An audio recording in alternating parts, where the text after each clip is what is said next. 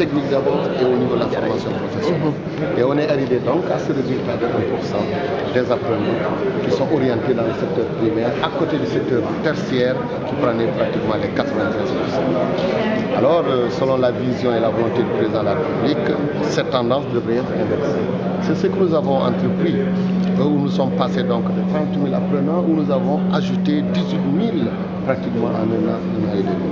Et notre ambition, c'est d'aller au-delà, comme certains pays, même de la sous-région, qui commencent donc à avoir pratiquement 30% des apprenants qui sont dans la formation professionnelle. Aujourd'hui, par rapport à l'éducation nationale, nous sommes à moins de 5%. Et donc, c'est cette tendance qu'il faut donc améliorer. Deuxièmement, pour vous dire que nous saluons cette belle initiative donc, de l'ONG 3D. C'est un plaidoyer que nous faisons tous les jours et aujourd'hui la société civile, donc les privés et nous, au niveau donc de l'ensemble des 3 ministères sectoriels, agriculture, élevage et la formation professionnelle, nous faisons un plaidoyer pour que ce secteur essentiel qu'est l'agriculture, pour qu'on y mette les moyens techniques, les moyens financiers, pour qu'il y ait un appel, pour qu'on puisse élargir l'offre de formation, donc ouvrir l'accès à beaucoup plus nombre de jeunes. Et je crois que c'est ça qu'il faut s'allier. Nous l'avons déjà commencé, où je rappelle qu'il existe déjà un centre dans l'agroalimentaire ici à Dakar, un centre donc de haut niveau, qui n'a rien à envier avec les centres qui existent dans certains pays de l'Europe ou d'ailleurs.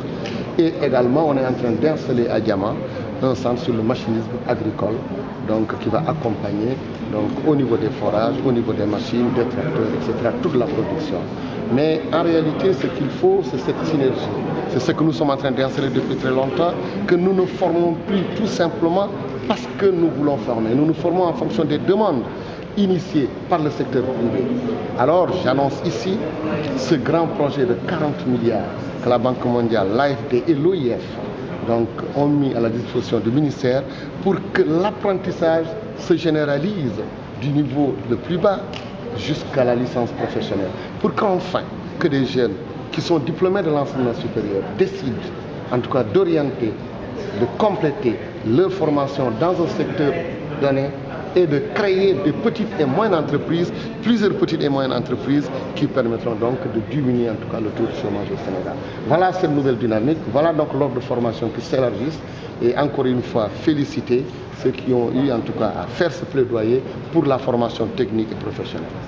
Monsieur le ministre, à votre avis, comment la formation professionnelle et technique dans le secteur agricole peut-elle aider à accroître les productions et à atteindre aussi la sécurité alimentaire au Sénégal? Selon une étude qui avait été faite, il y a moins de 5% des jeunes qui travaillent qui n'ont que des qualifications. Tous les 95% qui sont dans ce secteur n'ont aucune qualification. Avec une bonne formation, non seulement on va créer une chaîne de valeur, une chaîne de production, et également ces jeunes seront accompagnés dans la réflexion, dans l'équipement, dans le financement. Nous avons déjà levé nous avons plusieurs lignes de financement qui accompagneraient donc ces jeunes. Et je crois que c'est cette chaîne qu'il faut. Je disais qu'il était important qu'on se lance dans les petites et moyennes entreprises. Une formation de courte durée permet à ces jeunes de s'installer et de créer. Ne serait-ce qu'une entreprise qui fabrique des clous. Vous voyez les clous? Il n'y en a pas beaucoup. Qui fabrique donc de la craie, des bougies, plusieurs donc pépinières d'emplois. Et dans le domaine également de l'agriculture, il ne suffit pas de produire, mais encore faudrait-il transformer et accompagner la commercialisation. Alors, comme je suis aussi le ministre de l'artisanat, je disais que c'est l'artisanat tout seul qui